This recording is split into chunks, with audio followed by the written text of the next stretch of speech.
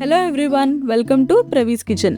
ఈ రోజు మనం అమ్మవారికి ప్రసాదంగా నివేదించే పాయసాన్నాన్ని ఎలా ప్రిపేర్ చేయాలో చూద్దాం. ముందుగా ఒక చిన్న బౌల్లో చిటికెడు కుంకుమ పువ్వుని వేసి 2 స్పూన్ల వాటర్ని వేసుకొని నాననివ్వాలి.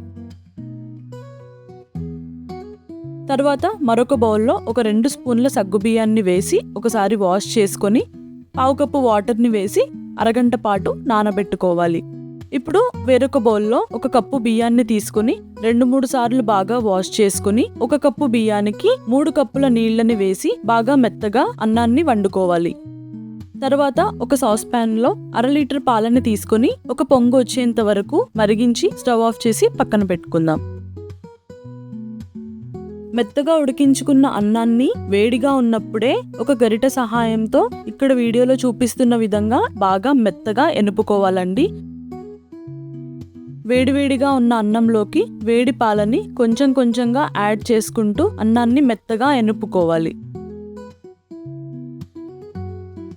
తర్వాత ఒక ప్యాన్ లో 2 టేబుల్ స్పూన్ల నెయ్యి వేసుకొని నెయ్యి కాస్త వేడెక్కిన తర్వాత ఒక పిడికెడు జీడిపప్పు పలుకుల్ని వేసి గోల్డెన్ బ్రౌన్ కలర్ వచ్చేంత వరకు వేపుకున్న తర్వాత కొన్ని కిస్మిస్లను వేసి కిస్మిస్లు పొంగేంత వరకు వేపుకొని తీసి పక్కన పెట్టుకోవాలి.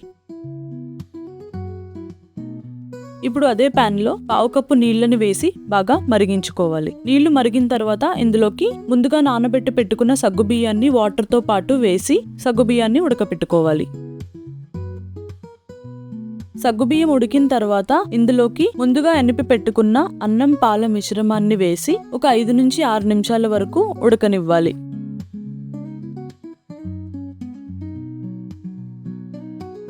ఇది కాస్త చిక్కబడిన తర్వాత ఇందులోకి ముందుగా నానబెట్టుకున్న కుంకుమ పువ్వుని వాటర్తో సహా వేసుకుని ఒకసారి కలుపుకున్నాక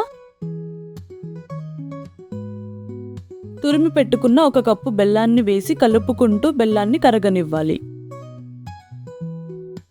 బెల్లం కరిగిన తర్వాత ఇక్కడ చూపిస్తున్న దాన్ని పచ్చకర్పూరం అంటారండి. చాలా చిన్న ముక్కని తీసుకుని 2 వేళ్లతో నలిపి పౌడర్ లా చేసి ఉడుకుతున్న ప్రసాదంలోకి యాడ్ చేసుకోవాలి. పచ్చకర్పూరాన్ని ఎక్కువ క్వాంటిటీలో వేసుకుంటే కనుక చేదొచ్చేస్తుందండి.